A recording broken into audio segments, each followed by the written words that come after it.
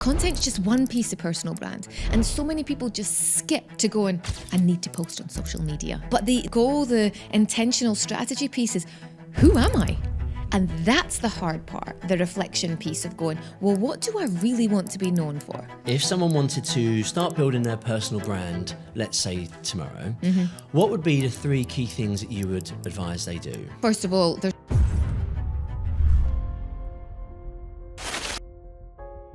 How did you come from a cabin crew to what you do today? the cabin crew piece gave me the launch pad to come to the Middle East. And that was really where I saw this city that reinvents itself. Like Dubai is the home of reinvention. The things that cabin crew taught me about personal branding. And there was so much about that was the springboard into the next part of the careers. What problem would you say that you solve better than anyone else? The problem that I help people solve, whether that's entrepreneurs or executives, is I take them from being hidden to seen by doing the branding in between. So Kelly, thank you so much for coming and working on it. My pleasure. Appreciate it. Yeah, looking forward to the questions. You've not given me much notice. It's like, just come and have a relaxed conversation. I'm like, okay, I'm ready. I never know what to do because people ask me, what kind of questions are you going to be asking? I'm like, it's just a relaxed conversation. So it's kind of, don't worry about it. But then, thank you so much anyway. What problem would you say that you solve better than anyone else? Oh, great question. So let's go straight into it. The problem that I help people solve, whether that's entrepreneurs or executives, is I take them from being hidden to seen by doing the branding in between. And that branding in between is strategy, intentional strategy on personal brand. It's storytelling. It's pulling out their stories and be able to tell them in a way that can convert financially, can convince if they want a promotion. And ultimately, and I got this answer actually from ChatGPT when I put in a prompt where it says, tell me one thing everything that you know about me, tell me one thing you think I don't know about myself. And it was a wonderful prompt because what it actually said was, whilst you think that you're offering transformation and personal branding, ultimately what people are buying into is confidence. And I thought that was a really interesting way to put how I support people through their personal brand journey, is to give them confidence and clarity. And that's what I do. That's a really good prompt. It's so good. What was that prompt again?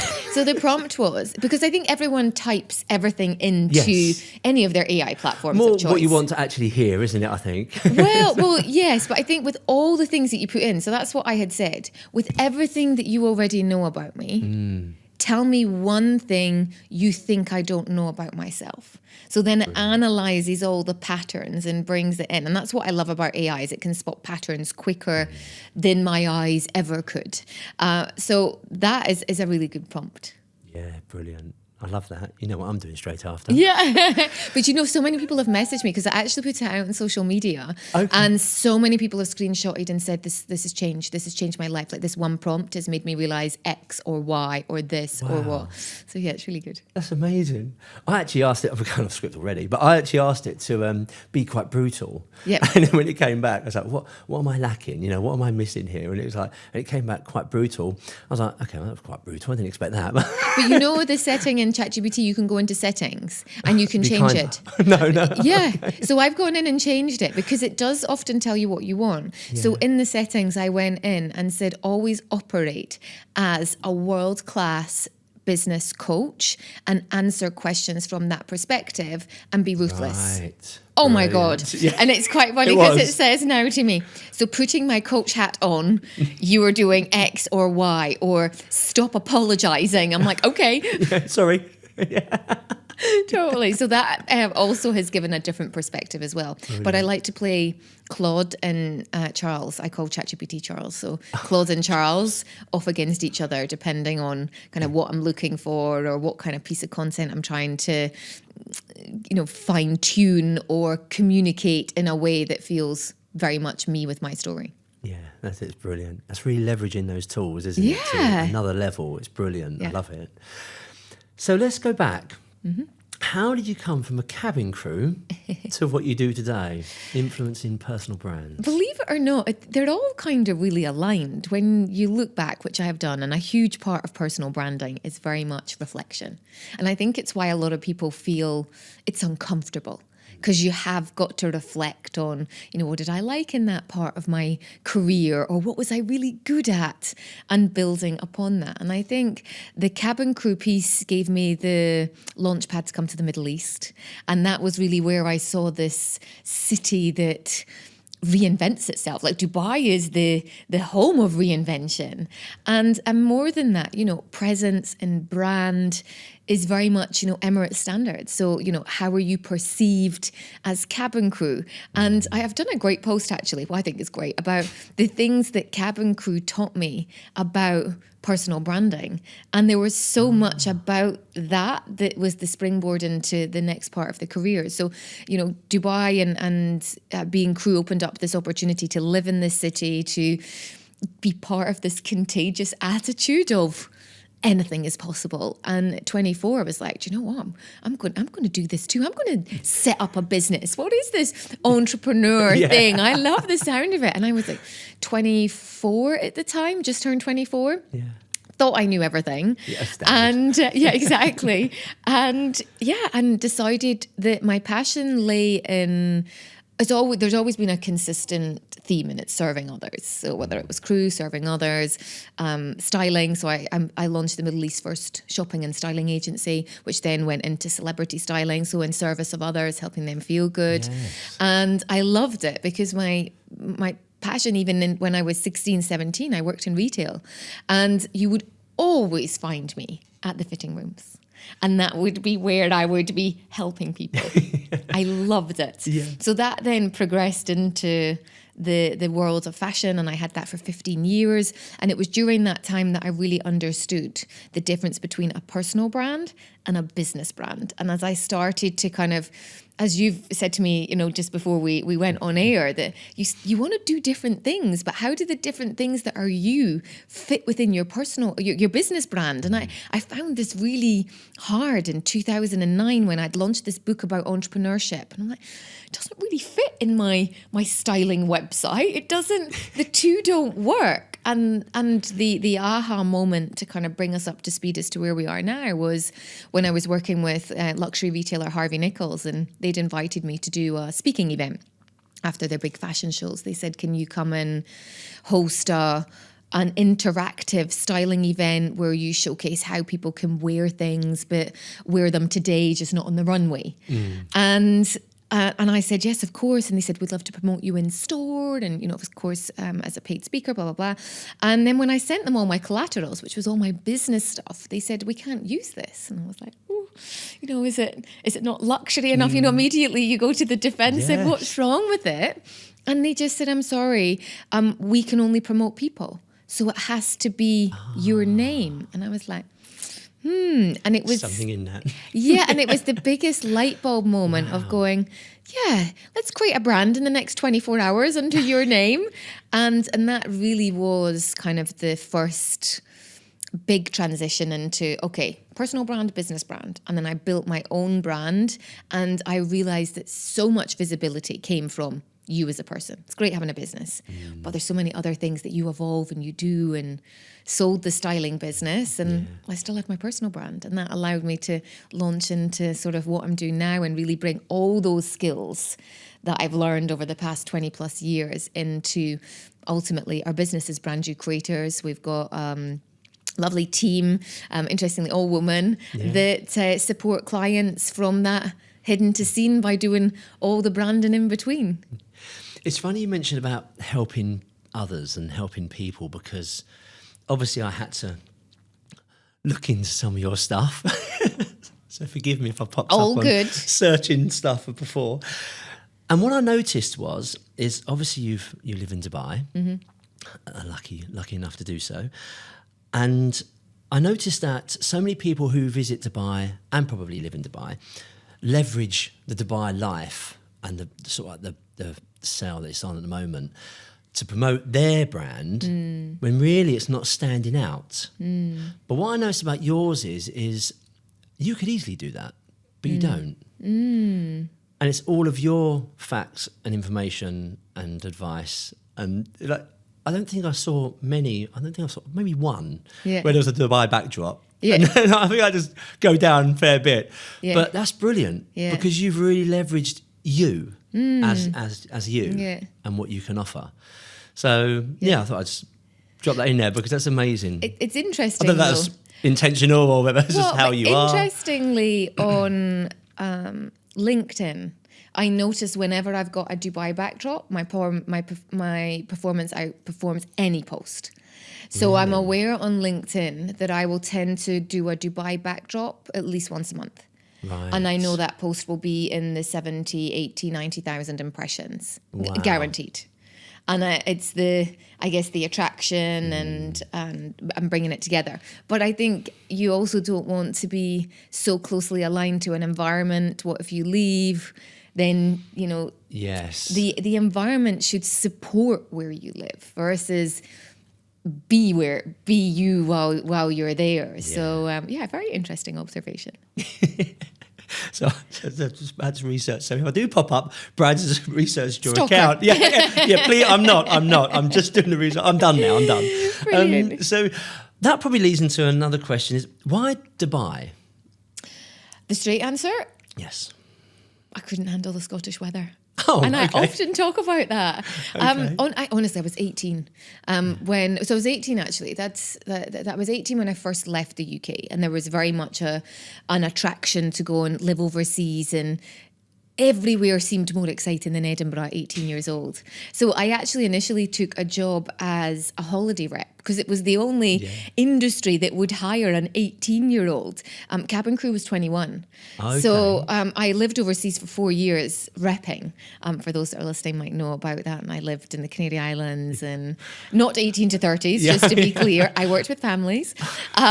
But I came home after 4 years and came back to Edinburgh, and it was a really bleak, the Scottish word, I don't know how you would describe that, but crap weather basically. November day, and I'm in the job centre looking for the next stepping stone to life, really, because all my friends had graduated from university and they were all getting proper jobs. And I'm like, oh God, I've been a holiday rep for 4 years.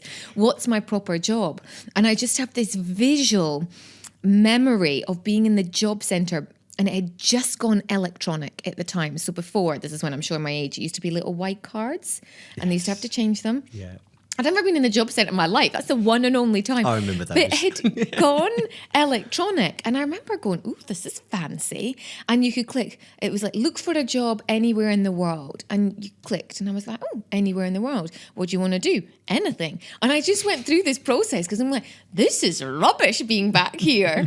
And this job I didn't name the airline at the time. And it just said, job based in Dubai. It was something like you'll work 90 or 70 hours a week. And I was like, okay, well, I've come from repping. That's normal. And I took it home to my mum, who happened to be off work that day. And I said, Mum, where's Dubai? And she was like, oh, it's this new, up and coming city. She said, I've read it in all the business magazines. She was head of HR for a financial investment company at the time. And she said, and I said, in the Middle East? And she went, yeah, do you remember we went on holiday in 1992? My family took us to weird places on holiday. We went to Bahrain. Oh, okay. And I said, yeah, I remember that holiday. Dad couldn't get a drink. It's funny what we remember of that. Little bits. And she was like, no, Dubai's the next up and coming city. You should go and research. And Mum said, call the number. So I called the number, and I said to the lady, I've seen this advert. It says 70 hours a week, based in Dubai. She told me it was Emirates Airline. And she went, no, there's been a mistake. It's 70 hours a month flying. I'm like, what? Sign me up. And I went into the bookshop in Edinburgh. There's a big Waterstones. It's actually still there. Yeah. And I went to the travel section and I looked for Lonely Planets and Rough Guides, you remember? Yeah, and there was one that had a Middle East, and Dubai was like 3 pages at the time. And I was like, is there bars? And it was like, yes, Dubai has a night scene. And I was like, Okay, and I remember my mum had said something to me. She said, Dubai will only ever be, or cabin crew, she said to me, will only ever be the stepping stone to something big. She said, but this city's making moves. I think it's worth you go.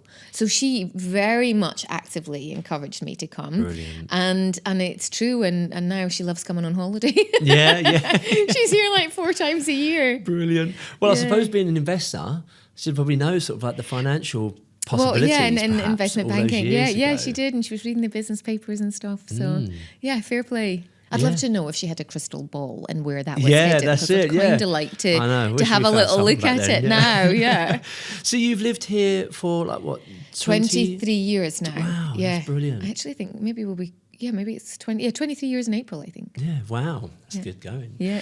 What I found is the speed and the encouragement and sort of the whole encouraging success of any kind, you know, whatever it is. And that's what I really like about here. I've only been here a few times and for a short time.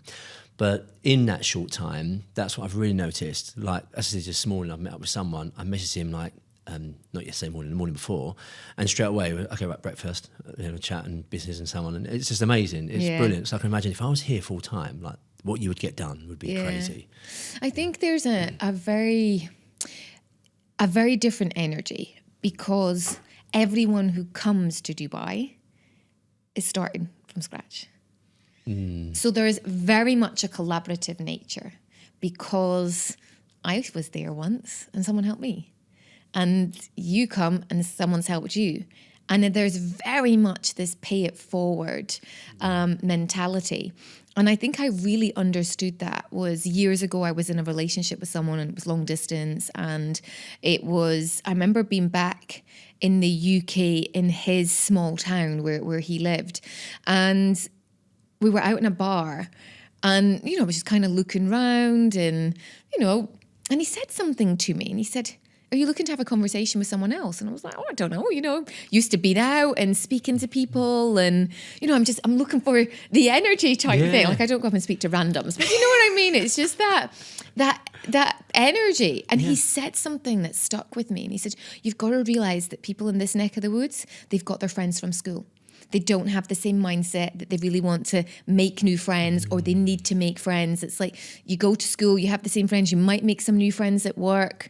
And I was just like, oh, I've never been like that. That's very limiting, isn't it? Well, isn't it? Yeah. But I don't know whether, a lot of people don't have that mentality because they haven't had to come and start from scratch again and go, I need to make new friends. I need to put my kids into school. I need a social life. I need to get uncomfortable.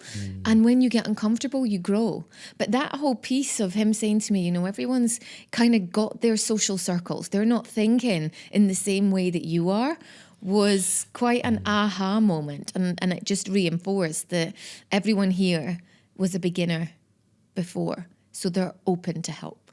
That's crazy, isn't it? Yeah. It's amazing. It's so much potential as well. That's the thing. Yeah, but that energy, and I've mentioned that word a few times about being contagious. Like that's what it's about. And that's a buzz because your environment has so much to do with the success of who you are as a person. And success is different to everybody. Definitely. But that success of are you happy when you wake up in the morning? That piece of success is partly to do with environment. Yeah, it gives you that buzz, doesn't it, to kind of get going each day. Yeah, definitely. Well, I'm feeling it anyway. So good.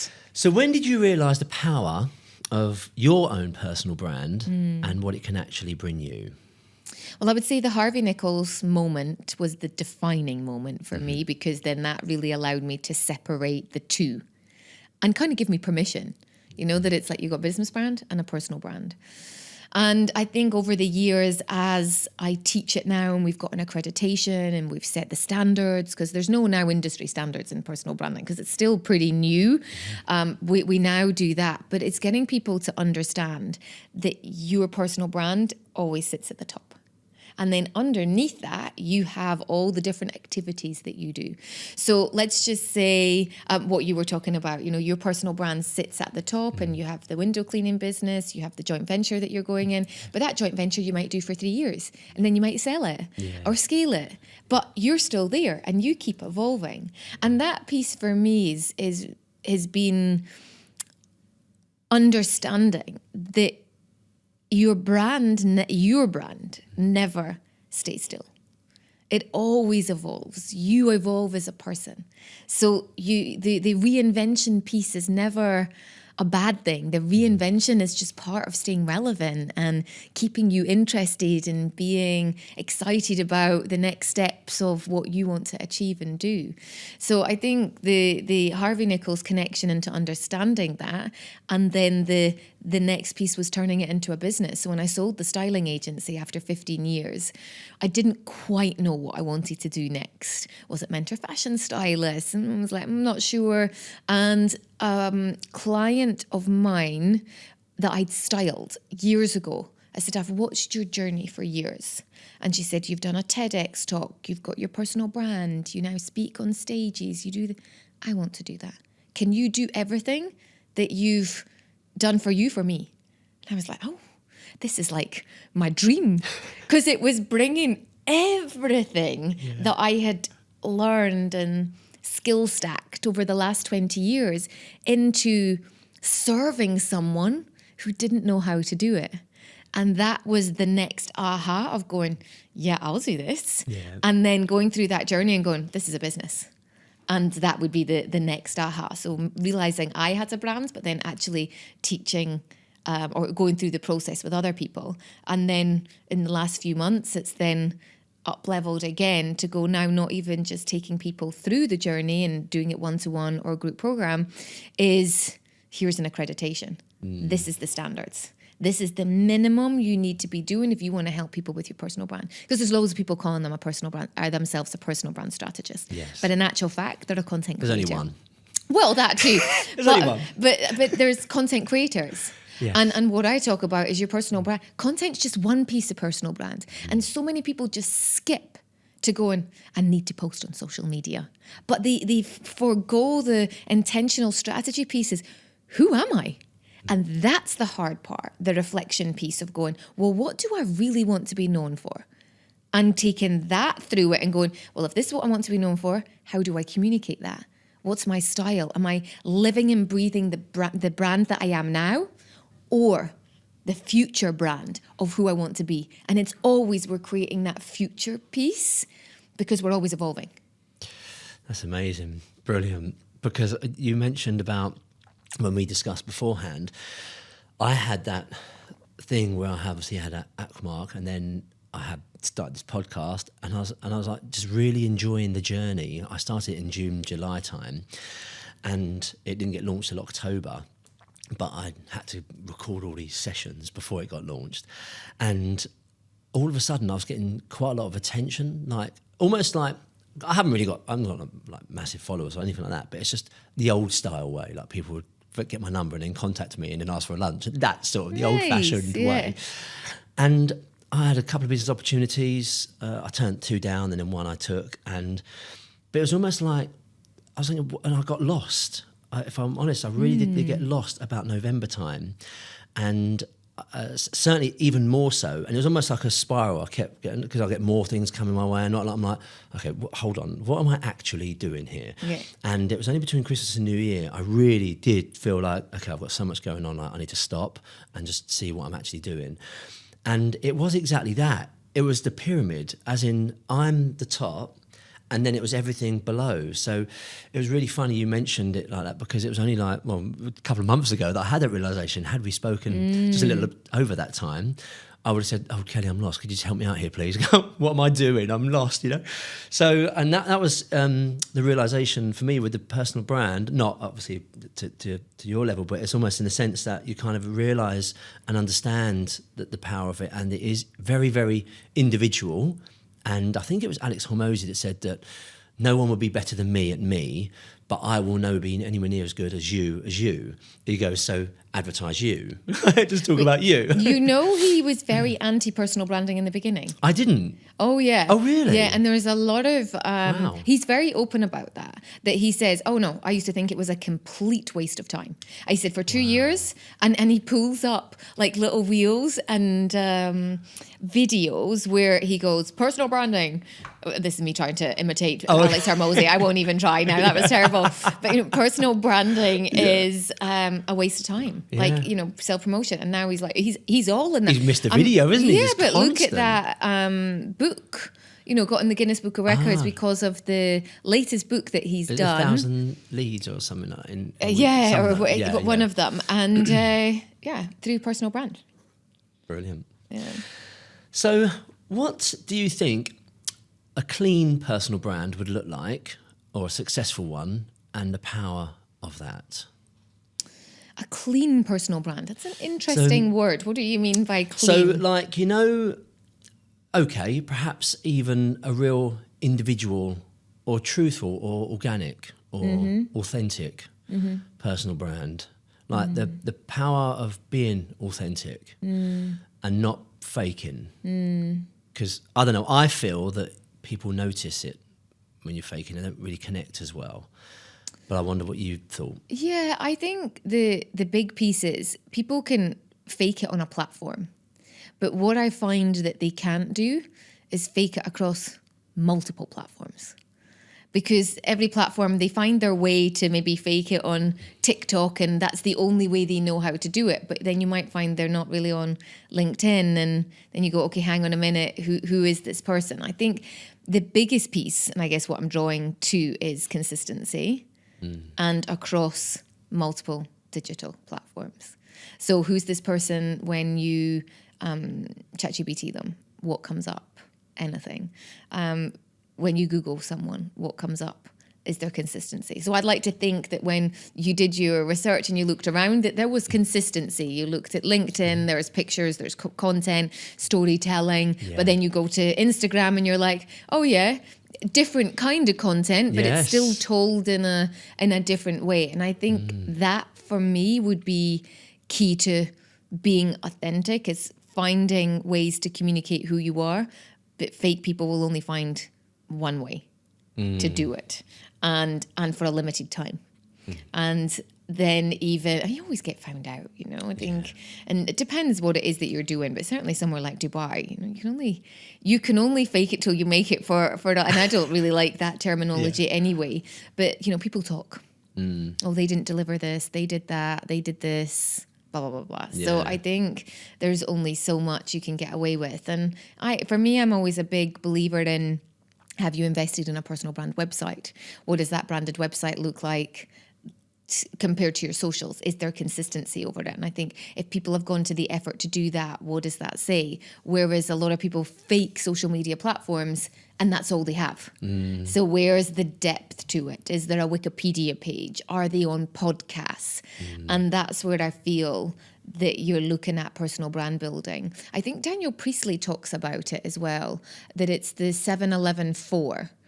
People have got to spend 7 hours with you and 11 different Bits platforms, touch points, which could be like one's a newsletter, one time on Instagram, one time on LinkedIn, and 4 different places. A speaking event, the supermarket, I don't know, a networking event or whatever. And that's always kind of stayed with me. One, because I remember 7-Eleven, but the 7-11-4 is the different places that people will see you are, and that's where I think true authenticity lies. Yeah, exactly. Yeah, that's really good, because your friend Daniel, Daniel I like that, my friend Daniel. He says that 2026, or the winners of 2026, will be those with a good personal brand. Yeah, and I think that's probably goes into what you were saying, wasn't it, about sort of like really leveraging all of the platforms in all areas, because those are really authentic and deep. Yeah. will win Yeah. more often than not, in a sense. Certainly if it's coming such a big thing in 2026. Well, I think it's different ways. So I think there's a move this on 2026 for Substack because people want depth. I think Yes. there is a movement into seeing more depth now. So with that, I don't think you need to be on every single platform. Like I don't see that, but I think there needs to be a couple of places people can learn more about you. So is it Substack and going deep in content? Because let's face it, everyone's using AI to write a caption Yeah. and a photo Yeah. for Instagram. So I think that's why there's this kind of move between kind of a bit more polished personas, radical authenticity, but not, and I will say this, the crying on every Instagram reel, because then that's nearly gone into this space of, okay, now people just cry all the time on reels, and you know, they think that that's the version of being authentic or real, which is not. So I think there's different levels of that, but I think from that, where I see to back what Daniel's saying as well, is that yes, you have a personal brand, but you've got to have the ability to be able to tell stories. So AI can regurgitate 5 ways to make your personal brand stand out. Yeah. Yawn. You know, and I was guilty of creating stuff like that because I thought that's what the algorithm wanted. And at the end of last year, I'm like, I am so bored of content right now. And I feel for me, it's like, you want to follow me and you want to learn, I will give you value. But I'm not doing it in the way that you know, Instagram experts are so calling to do it. I'm going to do it my way. And if you like my way, copy my way of doing it. But for me, it lies in storytelling. Yeah. That's what's going to make you stand out. Yeah. Because AI can give you that generic caption, but it can't take your lived-in experience, put that into value, and for people to have a relational experience with you. Yeah, I suppose it would be handy if we had 7 pillars, wouldn't it, to follow? Yeah, when it comes to building your personal brand, yeah. So I talk about it. Yes, yeah, so I talk about book. it in my book in terms of the foundations. So back to sort of that aha moment of where that client said to me, can you do everything with me that you've done for myself? I really reflected and looked at what were all the key points that helped make my business and me more visible. So it was being really clear on my goals and being intentional. I wanted a TEDx talk. I wanted to speak on certain podcasts. Like I was speaking on podcasts in 2012, 2013. Wow. Yeah. So speaking was a big part. So I knew I wanted to include that part into it. TEDx, podcasts, that visibility piece. PR. I know that when I first had my business, that media couldn't care less about my service I was offering. All they wanted to know was my personal story.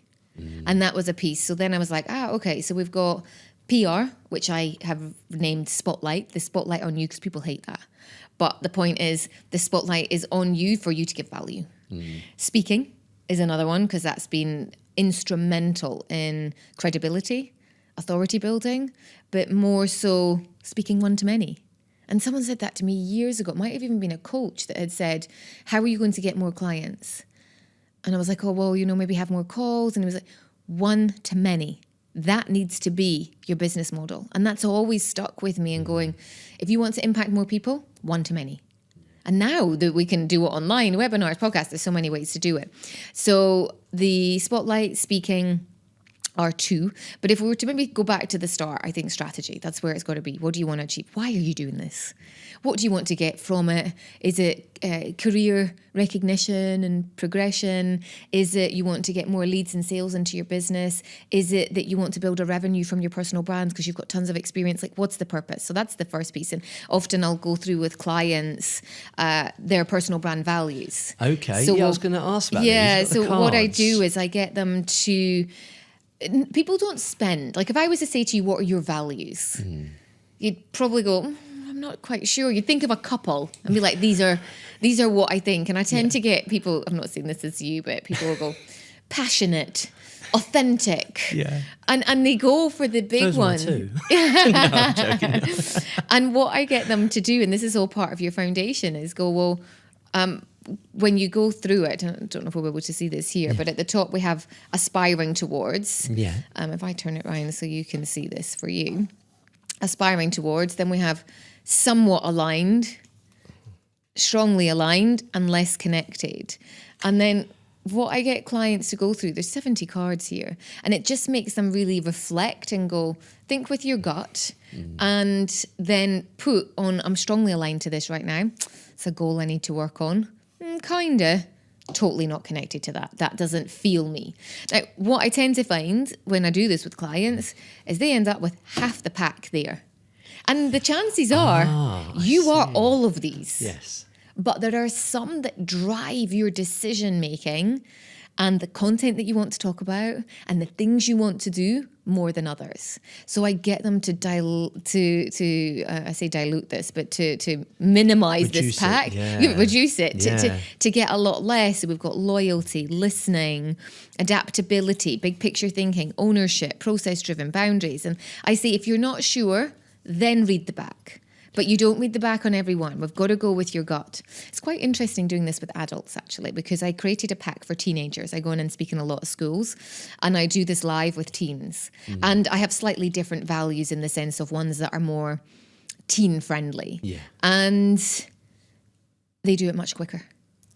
Really? Adults overthink this process so much. Yeah. And it will take about half an hour to do, to go through the whole 20 minutes, I would say. But what that then means is this is what's driving me. This and what I like to do when I do a in-person session in corporate is that they do the card session. And then from the cards, as part of the process of the strategy piece, because we're still on the first S, is then they have to update or create, if they don't have one, their biography.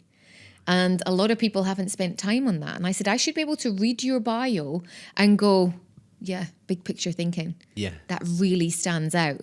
Because lots of people have same credentials.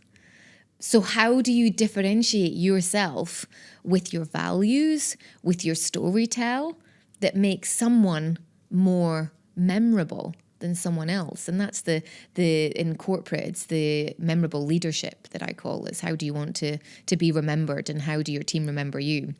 So that's one of the pieces. So that's strategy. Yes. Then we go into style. So how do you communicate that? And clothing plays a part in that. It's a silent signal to how you come across. It helps with confidence building. I just did a 1-day deep dive where we spend 1 day and we do all of this, create your content, take you shopping, and go to the podcasting studio and recreate all your reels. And style is a big part of feeling good on the camera. So what you wear, but also the style in the words that you choose, how you come across. Audit how you email, how do you engage with people? You'll have we haven't really communicated much over email, but if people communicate on email with me, they know that the majority of my emails start with hiya. And there's a story with why it starts with hiya. And it's just all part of the brand and what people experience when they come into your world. So the style is the communication. It's also the style of your brand. And then how do you put that into your stationery? So stationery would be all your collateral. So you'll see there's a consistent theme of yellow. That's partly to do with the book because it's called De-Seed the Lemon. But actually, yellow is a vibrant color. It's happy. It's inspiring. It's sunny. And I would like to think that they are words people might use to describe me as well. And that's part of your brand too. And you'll know if you come to my LinkedIn page, there's a lemon, it draws in curiosity.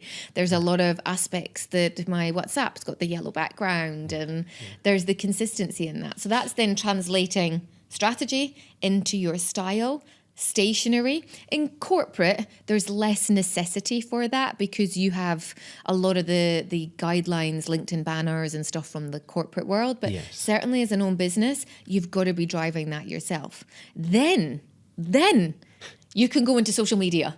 But so many people... Oh, wow. Okay. Yes, so many people just skip to social media and they're like, I'm ready to post. And you're like, what are you going to post? And they're like, I don't know. I'm really stuck. And I'm like, that's because you haven't done that piece. Yeah. And how's it going to look? Oh, I don't know. And what pictures are you going to put out? I don't know because I don't have any. Because we haven't talked about the photography and the style that you want to put across. And then it goes into speaking, spotlight and how you stand out. And when I do my presentations, I have like a little wheel, and the outside of the wheel is storytelling, because every single part tells a story, and that's how you communicate your personal brand. Well, that certainly covers everything. And I must admit, I did jump to the social media. And I kind of learned as I went along, just from feedback that I was getting. But one thing I did notice is, yes, your consistency in the branding was spot on all platforms. Good. Yes, the message is, because I spotted the yellow. Even your slides have the yellow. Like Yes, you do some do. carousels. Yes, and they also have the Yes, yellow. And yes, they they have some do. black background. But now it makes sense, because obviously it aligns with some of your cards as well. So consistency is definitely speaking out on your social media anyway. Good for sure. stuff. So that's working. You've clearly done the 7 steps. But so you mentioned about the training with the youth teens. Teens. So youth, teens. Yeah. They're not children. Some people like youth. They're like, maybe that's a better word. I'm not sure. Or some are degrading sometimes. I don't know. Perhaps I'm overthinking it. But teens. So what is it do you notice that they perhaps lean towards? Because I tell you why I asked this question. It's not one of my own things, but it's because I found that. So I've got 2 teen boys, and actually one's 20 this year. But but my 15-year-old, he loves basketball.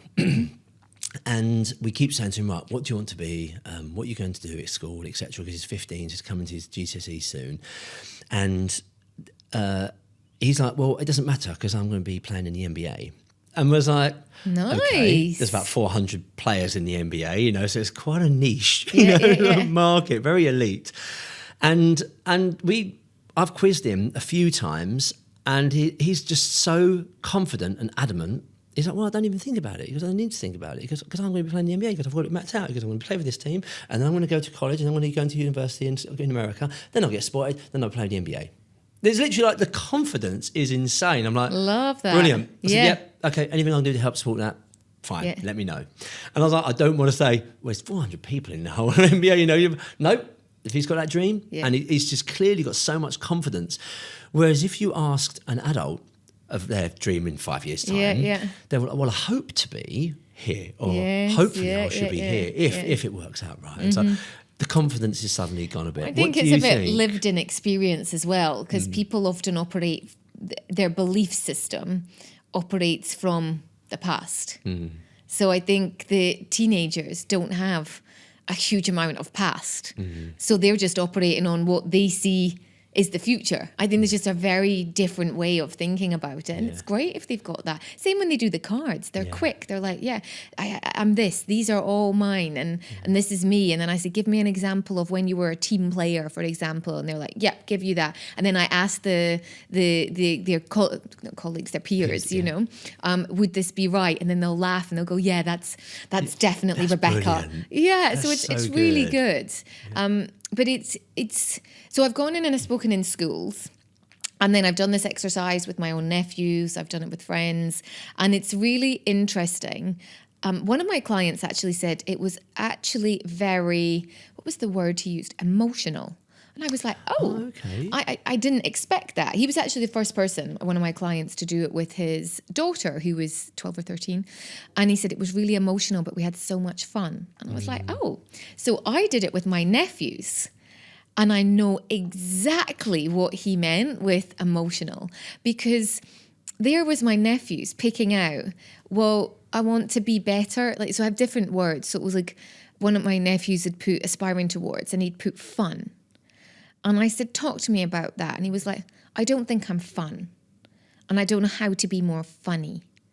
And I thought, that's interesting that that's where their headspace is at.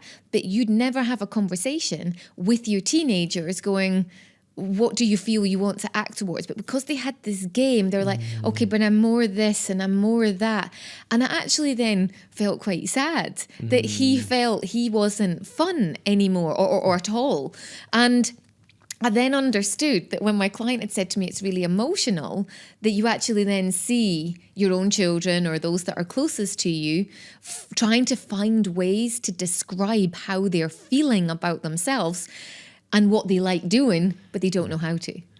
Yeah, so it was isn't it? It's like prompting it, isn't it? Yeah, Prompting an open conversation. Yeah. So I really enjoyed it, but there's definitely an air of confidence that they have. And I say, well, give me an example, and fair play to them. They come up and give you an example. But I did a 4-day workshop at Christmas time, and I was like, right, I'm ready to take this deeper. And I don't have children. I'm very passionate about supporting children all over the world. I do a lot of work in Malawi. I say go and support the charity here and in Malawi, and here, because I believe children are the future, and how can we help them? So I did this workshop to take it a little bit deeper, and I'm like, how hard can it be to do a 4-day workshop with teenagers? Wow. I've never experienced. I thought that they would see me a little bit like, this is talk about naivety, still in my 40s, naive. They'd see me as a bit more like a big sister type thing. I don't know who I was trying to convince, but it was probably one of the hardest things I've ever done. Yeah. And it was hard from the perspective that whilst they were quick at doing these exercises, they didn't speak much. And it was trying to, once you've kind of got the questions about this, tell me about this, why do you think, public speaking is important for you? I think X, Y, and Z. It was really hard. It was, day one, it was like trying to get blood out of a stone. And I thought, what have I done? Like, I've got 3 more days of this. This is hard work. How do parents manage? I don't know if your own kids are different, but I left so defeated. And I was like, right, I need to change this whole program. So I really went into keeping the foundations the same, but I went 100% practical. I was like, I've got to change this up. And day 2 was better. I researched tons of videos and things that we could watch and discuss about branding, give them homework. They came back. And then the last day, I said, we're doing a podcast and each of you have a question to ask me. So you're the interviewer and I'm the guest. And I want you to prep 3 questions because there's not allowed to be any repeats. You all have to ask a fresh question. So be prepared, as you should be if you're being a host or you're asking someone. They were incredible. Wow. Asked That's the brilliant. best questions that I think I've ever been asked on a podcast. Like, honestly, they asked me, some of them asked me random things, which was quite funny. Why did you get married in a castle in Scotland? And why did you pick that castle? Like, it was, someone was more interested in that, but they asked different things. And it was so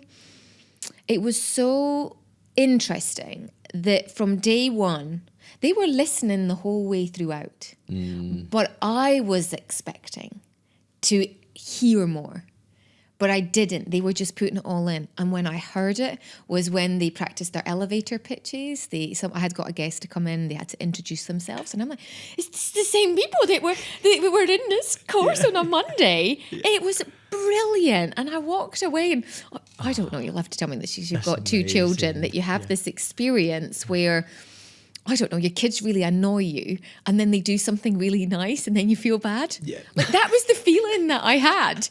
And I'm like, these are not my children. Yeah. But I felt so frustrated because I had wanted so much more. But it was my expectations that I had wanted more. They were all listening.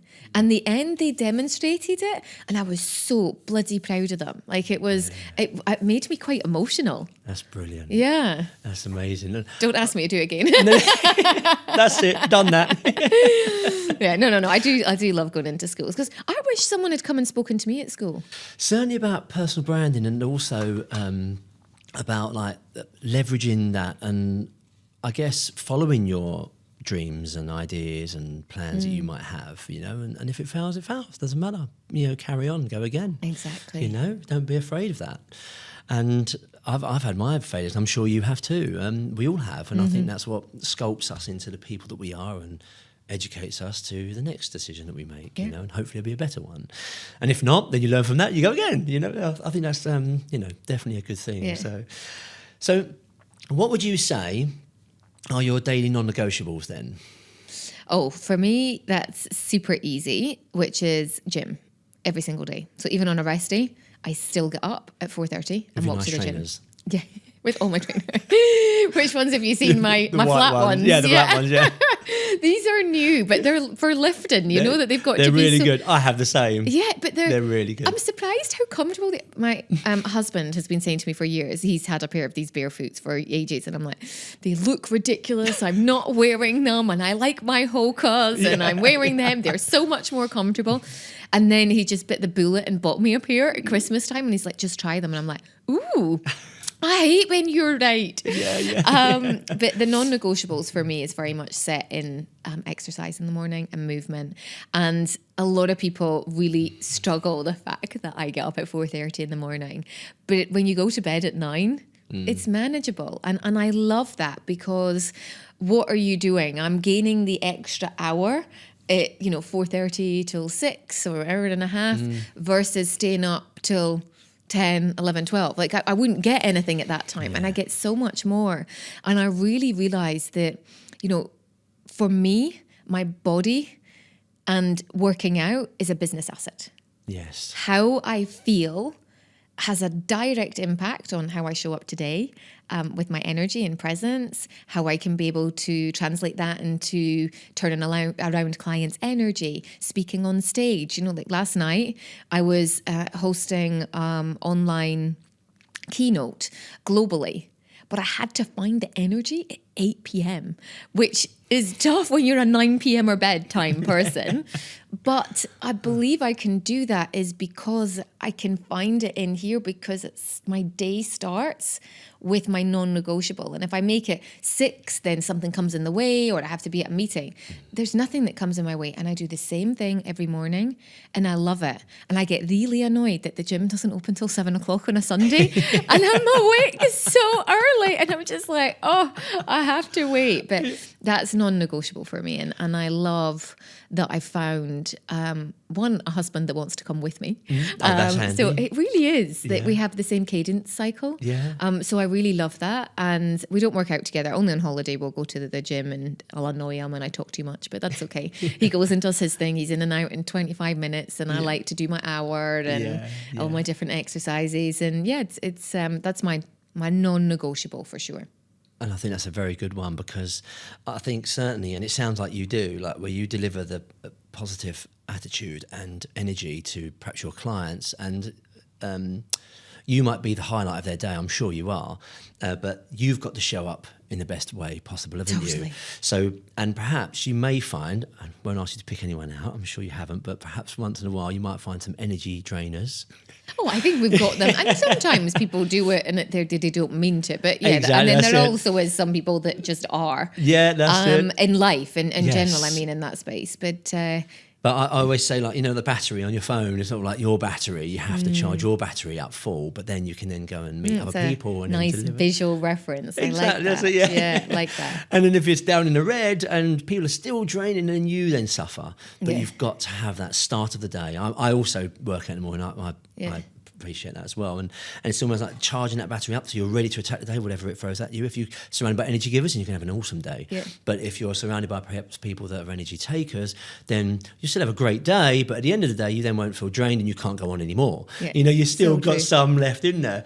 So just a quick question, was it a video call you done last night? Yes, yeah, or the keynote, online. Was it just, won't tell anyone, but was it just sort of like a smart top on top and pyjamas and slippers at the bottom? Absolutely not. I think you saw one of my other posts as well. Yes, I just... I was like, she's dressed up pretty well just for a Zoom call. So that was very much my very MO. Professional. My MO during COVID is you never caught me in pajamas. Like that was never, I would do Zoom calls. When I stayed at home and I wasn't meeting anyone, I still put on like nice stuff. I didn't look like crap. Because confidence, isn't it? Absolutely. Yeah. But I think to build on from that, when you're asking what are the sort of the non-negotiables, and sort of more laterally in the last 18 months to keep building on the fitness, is meal prep.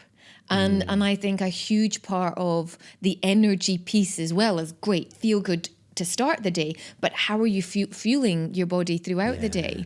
You know, so if I think in my bag, I've got my Greek yogurt and my raspberries and everything's there for my morning snack. And I know that my lunch is prepped at home and it's there, or I take it to the office. So everything's either prepped at the start of the week, or if I know that there's a delivery service, I know every day that there's food coming. That then takes away one other thing that I don't need to think about. Definitely, yeah. It's brilliant. I think also a little tip there that if you go to hotels and travel a lot, that you can use ChatGPT or Grok, whatever, and you take a picture of the buffet and you say, okay, what food here is going to give me the most that's energy? a good one. Nice. Yeah, I'm like, just chicken. Just give me chicken. Everything's chicken. Sometimes, chicken or eggs. Yeah. Or eggs. Yeah, that's it. That's another good one. So I know if, like you mentioned about the 7 steps, and if someone wanted to start building their personal brand, let's say tomorrow, what would be the 3 key things that you would advise they do?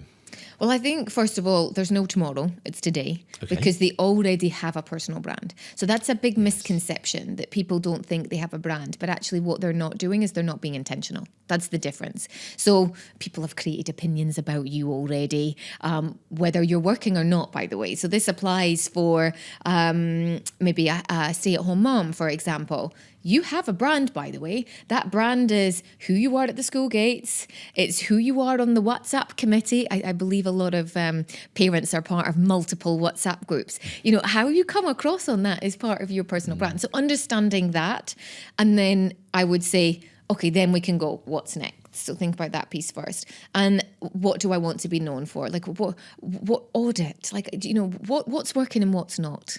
And I think people just don't do that. When anyone works with me, we do an anonymous audit.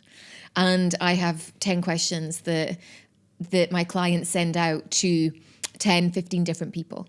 And I ask them, can you send it to a mix of people, friends, family, send it to colleagues, maybe former colleagues. It's anonymous. You'll never know who's sent it back. They send it to me and I compile a report.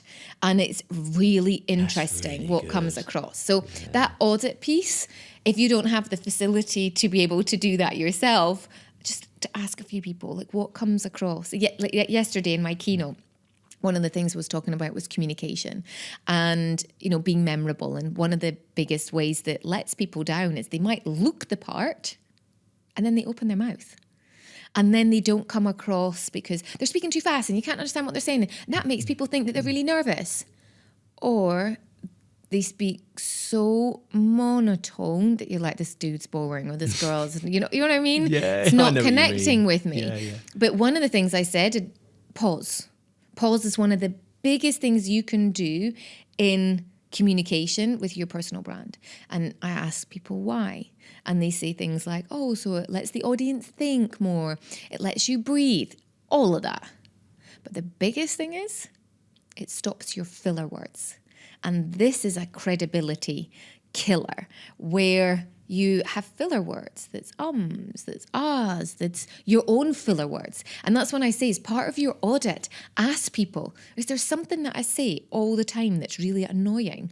And sometimes if you're going into the space where give me feedback, people will tell you that, versus people are too embarrassed so they don't know how to tell you. So I think the audit piece would be the first one. And the second piece is, remember that your personal brand is not for now. You're creating the personal brand for the version of the person that you want to step into. So a lot of people think, okay, yes, who am I now? Great, we create the brand. But you want to be thinking, what do I want to be known for? Okay, I really want to be known more in the leadership space. Well, why don't we start talking about that and developing the brand so that you can be known for that? And it's the steps into it. I use the analogy of when I was wee, my parents would take me to Clark's shoe shop. So for those that are British, and then would understand what I mean. And I don't know, but in the 80s, they were the ugliest shoes you could find. They still are. Are they? and the piece was that my parents would buy me shoes that were too big. But you need to grow into them. We're not wasting money. You need to grow into your shoes. And I really feel that analogy is applicable to personal branding. You need to grow into that brand. And when things don't feel right, it's you've outgrown that version of you. And we need to think about the next steps of who you are, who do you want to come across, what do you want to be known for. Your expertise and what got you here is not going to get you there. So what's the evolution of that? So that would be the next piece. And then the third piece was stop waiting. Too many people wait till they have time, till they lose weight. That's an interesting one where people say, well, I'll work on my personal brand when I've lost weight. And the reason that they say that is because they don't want to go and get pictures taken or they don't want to be on camera. And it's like, but your ability to procrastinate is stopping what is your responsibility? Visibility. No one else is going to talk about you than you. So you're delaying your future self having the life they want, the business they want, the career that they want, the person that they want to be because of that. Do it now and change your pictures. So that would be my 3 things. And record the journey as you do it because people are connected with that. Absolutely, absolutely. It's really funny you mentioned about the people starting that last one because I've got a couple of people that work for me and I'm trying to promote them in a sense or trying to push them, not promote them, push them towards getting on social media and building them their personal brand as them. And both of them said to me, but I've got nothing to talk about. I was like, I hear that a lot. So much to talk about. You got more than I had when I started, it's just crazy. Yeah. But they can't see it. And I'm like, are you joking me? Like all of this stuff you've done. And then they get started. But I found that after a month of getting started and just getting into that wheel, they're flying. They find their groove, Yeah. Brilliant. Yeah. It's just, as you said, it's just getting started. Yeah. That's the main thing. Yeah. So I've got 2 more questions. So on your TED Talk, your opening line was, what do you want to be remembered for? Ooh. So what does Kelly Lundberg want to be remembered for? Lovely question. I want to be remembered for inspiring people to action. I think that's a big piece because when you can inspire people a lot. But I think to inspire someone to go and do one thing, because that then builds momentum. And so many people are fearful, not sure of what the one thing is. So if I can inspire one person to go and start a podcast, to go and ask for the pay rise, to go and do this, that for me right now and where I'm thinking would be what I would like to be remembered for in that way. Wow, she made me get to that point. Can't help everyone forever, but to get them to do one thing and you gave them that through a piece of content that they saw on your social media. They don't even have to be a client. It's just that serve. A great line that you had a guest on your podcast. It wasn't even you, but it's because you facilitated that. I would say that piece would be what I'd like to be remembered for, which is why inspire is my favourite word. Yes. Inspired. Yeah. Oh, brilliant. I wore that today. Yeah. Not knowing you were going to ask me that question. There you are. And lastly, where can people find you? Love to connect. So I'm on multiple platforms. Yes. I do love LinkedIn. I'm having a bit of a love affair with LinkedIn at the moment. I love the storytell piece. I love that, just the engagement, the different people, the global aspect of it. And you can see other people's profiles when people comment. So I love all of that. So Kelly Lundberg on that. On Instagram, I'm kellylundberg.official. So I did start a new profile page 2 or 3 years ago as an experiment for my book. And I talk a lot about that in my book. But the one that I'm actively using is kellylundberg.official. And I reply to all my own messages. So I do have a team that help me with content creation, but I very much manage my own account. So the piece of being personal. Brilliant. Yeah. And your book, so Deceive the Lemon. Yeah. So how long has this one been out for? So this one came out in 2024. Deceive the Lemon, elevate your personal brand one pip at a time. And I think that's probably a fitting final story to end on. And it actually goes back to my granny. So my Scottish granny, one, introduced me to reading. So I kind of love that there's a ode to her in that. But more than that, she used to have a hot water with lemon every single morning. And when I was wee, she used to slice up the lemon and take out the pips. And I'd say to her, Granny, why are you doing that? And she'd be like, oh, Kelly, nobody likes pips floating around in their hot water with lemon. But when you're wee, you're like, well, whatever. What does that mean? Until I started drinking hot water with lemon. And I was going through business and I would order it in hotels. And I'd noticed that such a small thing can be prepared so differently in many different places. And it was the care and attention of the service staff that would remove the lemons that made me think, back to Granny, it's the small things. And in business, it's the small things that you do. In personal branding, it's the small things. It's not a grand gesture. It's the small things done consistently that makes you memorable, not one big thing. And that's the story back to de-seed the lemon. And you probably never look at a lemon without de-seeding it ever again. I didn't know you made reference to pips. Yes, So that's it, I then. actually had someone message me. Oh, this was a couple of years ago. I think when the book first came out, and she's like, "I've just choked on a pip, and all I can think about is your book, and I will never do it again." And it made me laugh. Well, Kelly, thank you so much. My pleasure. It's been a real pleasure listening to your story. And Thank you for inviting and me. No, you're welcome. I just had to do it because obviously when you went on So What's Your Story podcast, and then I was looking at your profile and I started following you, and I love the consistency and the message, and I knew that you had lived in Dubai. Yeah. And I thought, you're not really showing that life hardly ever, but you're just showing you and helping and tips, and I loved it. So thank you so much. You're It was a real welcome. pleasure. That's really good to see. Thank Thank you. you.